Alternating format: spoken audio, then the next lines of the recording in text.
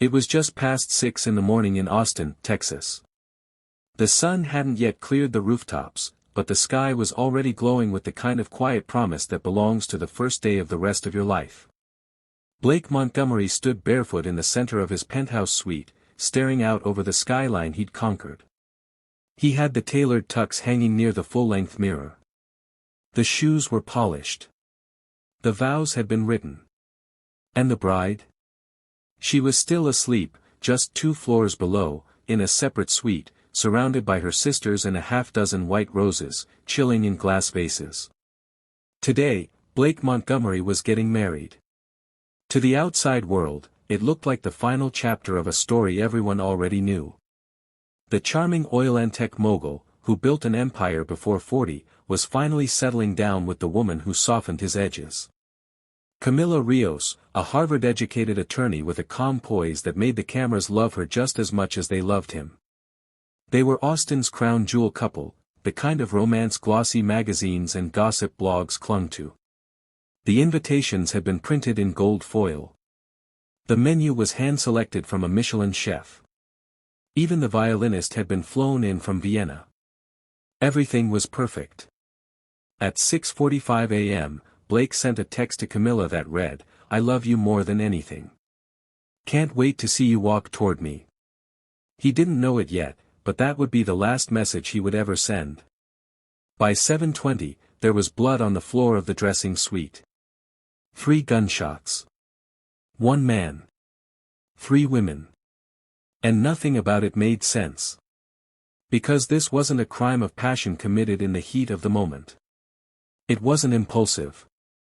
It wasn't messy in the way jealous violence usually is. It was methodical. It was deliberate.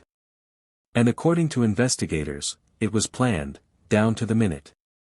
The media would go on to call it the wedding morning murder. Some said he deserved it. Others swore he was trying to change. But one fact stood untouched: Blake Montgomery was gunned down on the morning of his own wedding by 3 women he once told he loved. What led to that moment wasn't a single mistake. It was a web of deception that stretched back years, through late-night messages, secret hotel reservations, untraceable payments, and promises made in dimly lit bedrooms. This wasn't about love. It was about ownership. Obsession. And betrayal that scorched so deeply, it turned 3 former lovers into co-conspirators. This is the story of how power can seduce, how lies can multiply, and how 3 women, who had never once been in the same room together, walked into a luxury hotel on the morning of a wedding, and made sure the groom never walked out. And it all begins, with a text message, sent 48 hours before the murder. Blake Montgomery was the kind of man people envied and adored in equal measure. Born into old oil money but raised with the hustle of someone who never forgot it could all be taken away, he'd earned his first million by the age of 26, not through inheritance, but by flipping distressed properties in East Texas and selling oil rights to foreign investors. By 30, he had a seat on 2 boards, a fleet of sports cars, and a reputation that preceded him in every cigar lounge and country club from Houston to Dallas. But Austin was where he built his empire. Montgomery and Rexton Holdings sat on the 39th floor of a glass tower downtown, where Blake ruled with a gold-plated grin and a silver tongue. He wasn't just a CEO, he was a symbol. The city's most eligible bachelor. A man who moved through rooms like he owned the oxygen in them. His dating history read like a Forbes guest list: models, heiresses, influencers, 2 congresswomen, and 1 ex-wife whose NDA was sealed in court. And then came Camila Rios. She was different. Quiet. Controlled. Raised by immigrants in San Antonio, she was the product of discipline and sacrifice. Her mother worked nights as a nurse. Her father died when she was 11. She learned early how to be the adult in every room. Scholarships got her to Harvard Law. Her work ethic got her a job clerking under a federal judge. By the time she met Blake at a charity gala in 2020, she already had 3 degrees and 0 patience for men who wasted her time. But Blake wasn't like the others. Not at first. He listened. He remembered things. He sent handwritten notes after their second date. Flowers for her mother. Donations to her scholarship fund. For a while, it looked like he was finally stepping into the man he always pretended to be. Their relationship moved quickly: weekend getaways, red carpets, a public engagement on a yacht off the Amalfi Coast. The city watched it unfold in real time. But behind the photo ops and polished smiles was a truth only a few knew: Blake Montgomery had never been a one-woman man. And despite the ring on Camilla's finger, he hadn't changed. Enter Jessica, Malia, and Brianna. 3 women. 3 pasts. 3 lies too big to ignore. Jessica Langston was a luxury real estate agent who met Blake at a developers conference in Miami. Their affair lasted nearly 8 months. According to her, Blake promised her everything: a penthouse of her own, a vacation home in Cabo, even hinted at leaving Camilla. She believed him. Until she found a diamond bracelet in his hotel bathroom. It wasn't hers. Malia King was different. She wasn't after houses or status. She was a personal trainer, tough, private, and dangerously loyal. She met Blake during one of his wellness kicks after a heart scare in late 2022. The two of them were spotted together for over a year. Gym parking lots. Private dinners. Weekend retreats in Colorado. Malia didn't just fall for Blake. She protected him. Denied everything. Defended him to anyone who questioned her role in his life. Then came Brianna Caldwell. A marketing executive and single mother. She was never in the spotlight, but she had something the others didn't: a child. A little boy named Leo. And a claim that Blake was his father. Whether that was true, no one knows. The paternity test never happened. The conversation never even made it that far. What did happen, according to the messages pulled from Brianna's phone, was that Blake had promised to support her. Financially. Emotionally. And when he pulled away after the engagement was announced, she panicked. She begged. Then she threatened. None of these women had ever met. At least, not officially.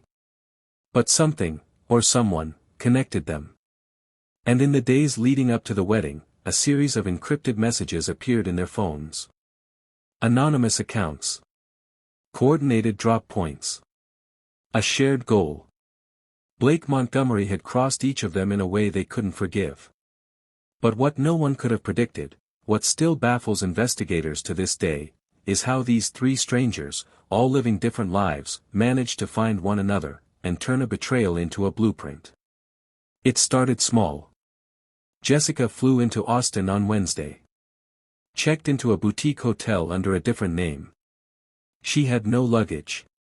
Just a phone. A change of clothes. And a note slipped under her door on the second night. Malia arrived Thursday. Booked a yoga retreat that didn't exist.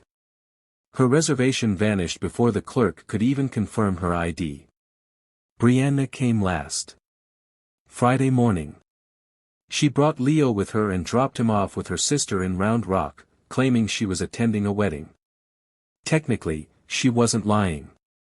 By Saturday morning, wedding day, all 3 women were within 3 blocks of the Fairmont Hotel. Blake didn't know. Camilla didn't suspect. No one did. Not until the hotel surveillance tapes were pulled. Not until the blood was mopped off the floor. And not until the autopsy revealed something no one had seen coming. But before that moment, before the bullets, the chaos, the panic, there was just a man in a tuxedo, standing in front of a mirror, fixing his cufflinks, about to become a husband. He thought it was the happiest morning of his life. He had no idea it would be his last. The morning began with sunlight creeping across the skyline, spilling through the tall windows of Blake Montgomery's presidential suite. Room 4812. Top floor. Private elevator. Champagne chilling on ice, custom-made tuxedo pressed and ready. A handwritten note from Camilla lay folded on the nightstand. She'd written it the night before, something sentimental, hopeful. Blake hadn't read it yet.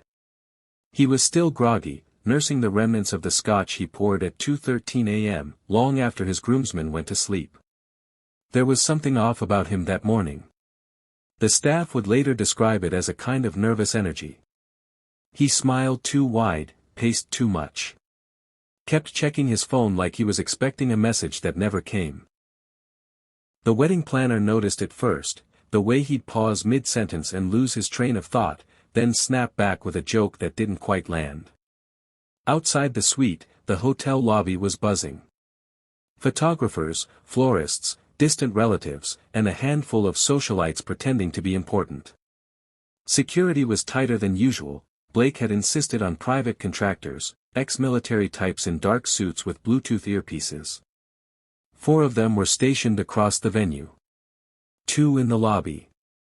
1 by the ballroom entrance. Another outside his suite.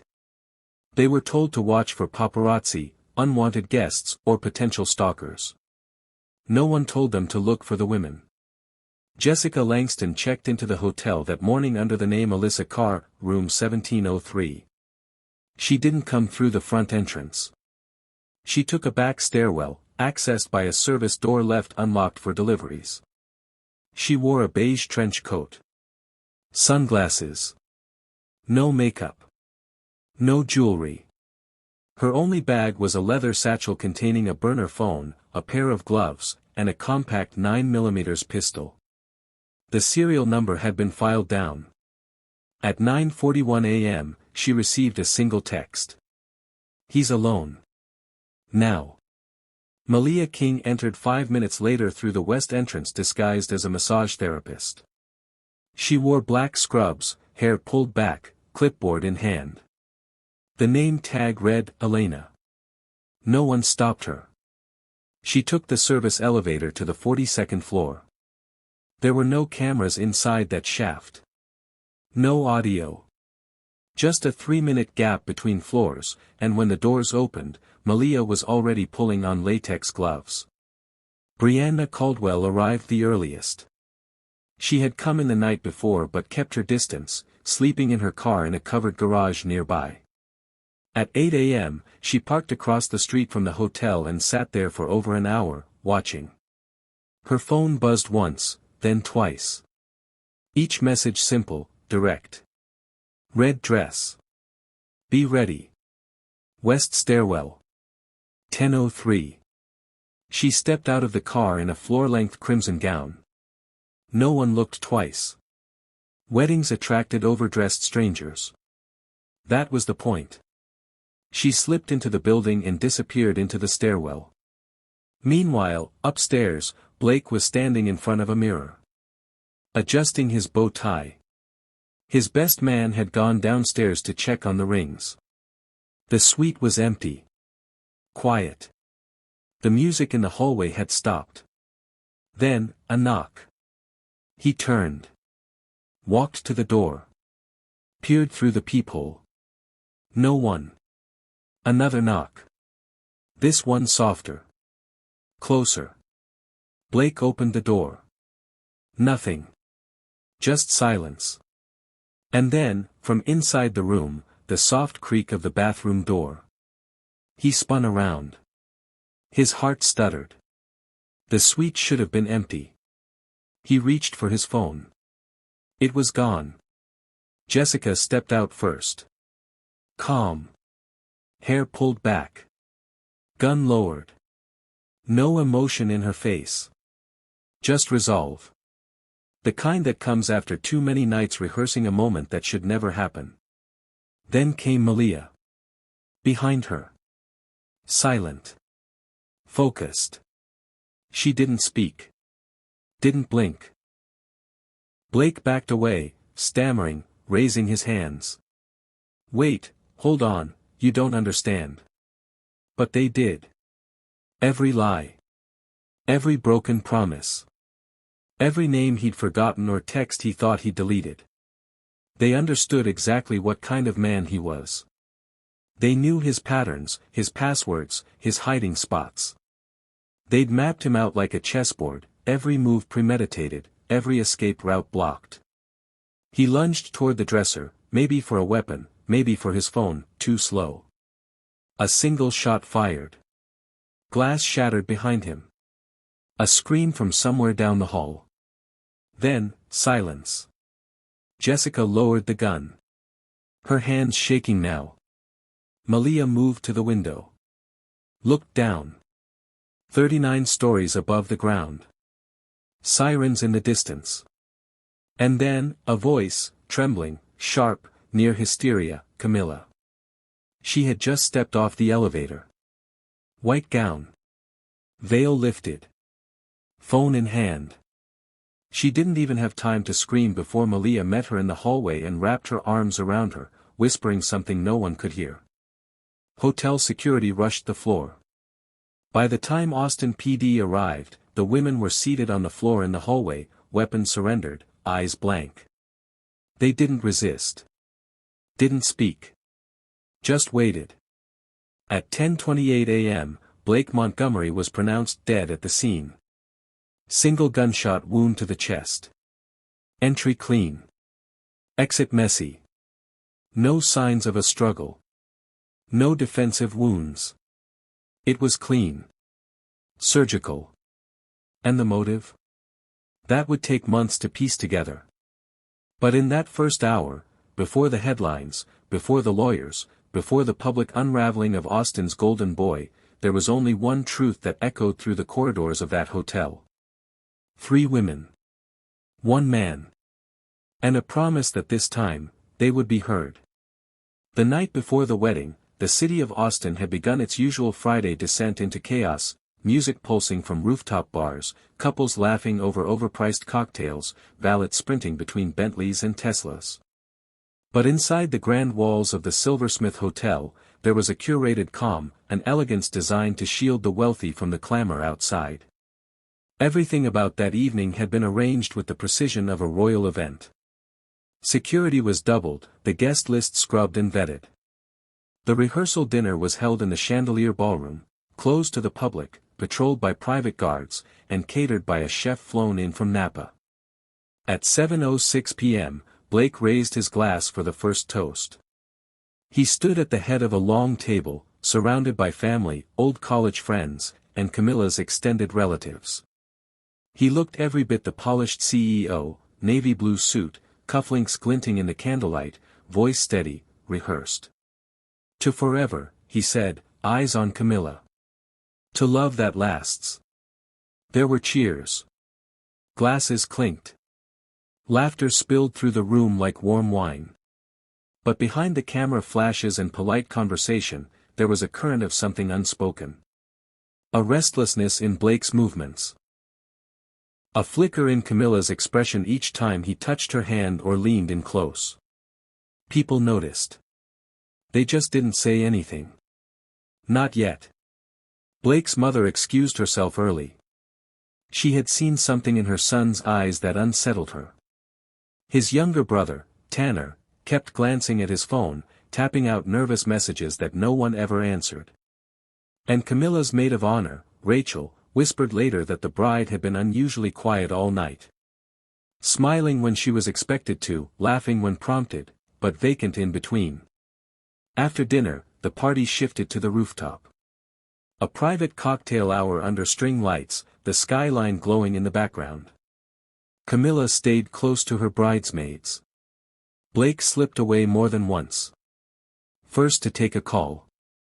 Then to speak with the hotel manager. Then for something he never explained. At 9:17 p.m., he was seen entering the service hallway that led to the lower levels, a place guests weren't supposed to be. No cameras. No security. No alibi. And that's where Jessica had been waiting. She'd arrived dressed as a caterer. Hair tucked under a cap. Apron tied perfectly. She poured drinks, cleared plates, offered dessert. No one looked twice. But Blake noticed. He always did. They hadn't spoken in nearly 7 months. But the silence hadn't dulled the tension between them. When she stepped into the shadows near the service elevator and he followed, she knew she still had him. Still had that power.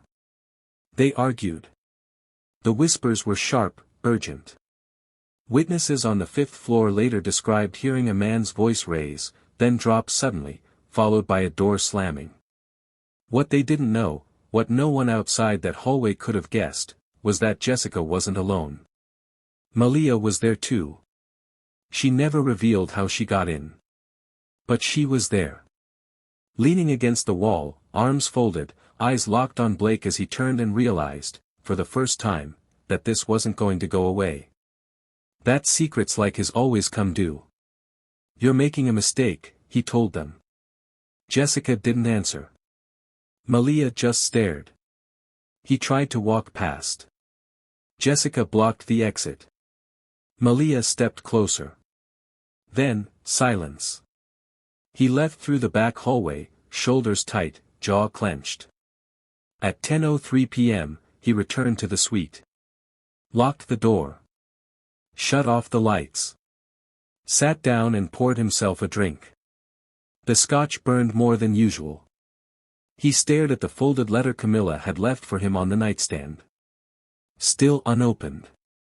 At 10:48 p.m., he picked up his phone and texted a number saved only under the name, Dove. "You win. Come tomorrow. I won't stop you."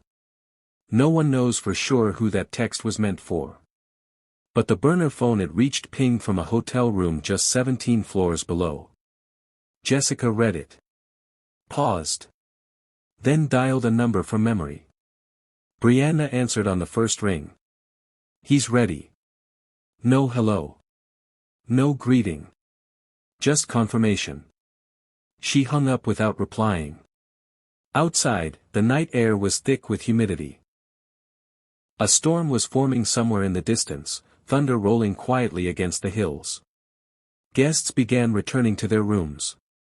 Laughter faded. Lights flicked off. And in 3 separate rooms of the same luxury hotel, 3 women were wide awake. Each sitting in silence. Each going over their role. Each preparing for a moment they couldn't walk back from. They weren't lovers anymore. They weren't victims. They weren't even angry. They were finished. And by morning, so would he be. It was 6:32 a.m. when the first officer arrived on the scene. A young patrolman named David Monroe, barely 6 months into the force, responded to the emergency call from the hotel front desk. The concierge had reported hearing what he believed were loud pops, followed by a woman screaming on the 23rd floor. When Officer Monroe stepped out of the elevator and into the corridor, he was met with a scene that didn't make sense. A wedding gown, half spread across the hallway floor. A man's shoe, polished leather, bloodied at the heel. And just beyond the doorframe, the body of Blake Hamilton. He was lying face down, a neat gunshot wound at the back of his head. His hands were curled as if he tried to speak, or pray, or protect himself, but nothing had come in time. His phone was found shattered beneath the window. The glass was cracked, and the morning wind hissed through it like a whisper. The room had not been ransacked. There were no signs of forced entry. Just one open suitcase. One gun. One bullet casing. Camilla was found in the bridal suite down the hall. Shaking. Pale. Her wedding dress hanging from a door hook, untouched. When officers questioned her, she said only one thing. "I told him they'd come." The next 48 hours unfolded like something out of a psychological thriller. Graphic designer Blake had met at a tech gala. She'd moved into an apartment he paid for, until he ghosted her. She'd lost everything when he stopped replying. And then there was Brianna Knox. The woman behind the gun. She was the last one anyone expected. The trial began 8 months later, under the scorching Texas sun, in a packed courthouse that felt more like a media circus than a place of justice. Every seat was taken. The hallway outside overflowed with reporters, bloggers, armchair sleuths, and YouTubers desperate for a glimpse of the woman who had brought down one of the most powerful CEOs in the state. Brianna Knox sat quietly at the defendant's table. Hair tied back. No makeup. Dressed in a plain gray blouse and black slacks, as if trying to shrink into herself. But no matter how muted her appearance, the room couldn't stop watching her. Cameras weren't allowed in court, but sketch artists were stationed at every angle, their pencils racing to capture the cold steel in her eyes and the way her lips barely moved even as her life was dissected for the world to see. The prosecution laid out its narrative with chilling precision. Blake Hamilton had manipulated Brianna for nearly 2 years. Promises of love. Talk of marriage. Wire transfers. Lavish gifts followed by silence. And then, the final insult, an invitation to his wedding, slipped into her mailbox 5 days before the ceremony. Not addressed to her. Not even personalized. Just a card, with 2 words scribbled in pen, no hard feelings. District Attorney Carla Jennings told the jury, this wasn't a woman scorned. This was a woman used, discarded, and humiliated. But none of that excuses what she did next. According to prosecutors, Brianna had checked into the St. Avalon Hotel the day before the wedding under a false name, Anna Browning. Surveillance footage showed her arriving with no luggage. A few hours later, she met with Jessica Walters in the hotel bar. They spoke for 16 minutes. What was said remains unknown. The next time Jessica was seen, she was storming out of the bar and throwing her drink at a wall near the elevator. Then there was the elevator footage of Brianna at 5:53 a.m., alone, ascending to the 23rd floor. When police entered her room, they found a Glock 19, wiped clean. Her fingerprints were not on the grip or the trigger. But the ballistic report matched the casing found in Blake's hotel room. The same weapon had been used. And inside her purse, hidden beneath tissues and lipstick, was a single bullet. The same caliber. The same brand. Her defense attorney, Marlon Reyes, painted a very different picture. He told the jury about the pregnancy Blake insisted she terminate. About the emotional abuse. About the therapy sessions Brianna attended in secret, trying to recover from what she believed was a psychological war waged by a man who knew exactly how to inflict damage and leave no fingerprints. Reyes didn't deny Brianna was at the hotel. He didn't deny the gun. But he offered an alternate theory, that she brought the weapon to protect herself after receiving a threatening message from one of Blake's exes. A message that conveniently disappeared before it could be submitted as evidence. There were 3 women with motive. 3 women who loved him. 3 women who were betrayed, Reyes said. And only one of them is sitting here. Ask yourselves, does that make sense? The courtroom was captivated. Camilla, Blake's fiancée, testified on the 3rd day. Her voice cracked on the stand. She spoke about the moment she saw her groom lying in a pool of blood. About the nightmares. About the silence that followed, how no one called, no one comforted, and how, deep down, she'd always suspected he hadn't just been cheating, he'd been collecting women. Promising them the same story, over and over again. Jessica Walters was called to the stand under subpoena. She refused to answer most questions, invoking her Fifth Amendment rights no less than 27 times. And Malia? She never showed up. A bench warrant was issued for her arrest after she fled the state the day jury selection began. Her phone was last pinged in Mexico. It took the jury 4 days to reach a verdict. On the morning of sentencing, Brianna stood to face the judge. She did not cry. She did not apologize. She simply said, "He taught me how to disappear. I learned from the best." The courtroom went dead silent. She was found guilty of second-degree murder and sentenced to 28 years in prison. No chance of parole for at least 18. But many believed the verdict was merciful, a reflection of a jury that couldn't quite agree if she was a monster, or a victim pushed past her breaking point. The aftermath rippled far beyond the courtroom. Hamilton Ventures restructured. Shareholders demanded accountability. Camilla sued the estate and disappeared from public life. Jessica Walters launched a tell-all podcast from an undisclosed location. And the St. Avalon Hotel, once a destination for the wealthy elite, quietly rebranded 6 months later, changing its name and scrubbing every trace of the scandal from its website. But some things can't be erased. To this day, the staff on the 23rd floor say the room where Blake was killed remains unbooked. Not by policy, but by something else. No one ever asks for it.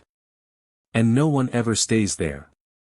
If this story gripped you, if you found yourself questioning loyalty, power, and just how far betrayal can push someone, don't let it end here. Subscribe for more real stories that uncover the darkest corners of the human heart. Share this episode with someone who thinks they've seen every kind of true crime, because this one leaves a mark. Leave a comment below. Do you think justice was served? Or did the courtroom miss something deeper? Your voice matters, and your perspective could be the one that opens someone's eyes. Hit the notification bell. Because next time, the truth gets even harder to face.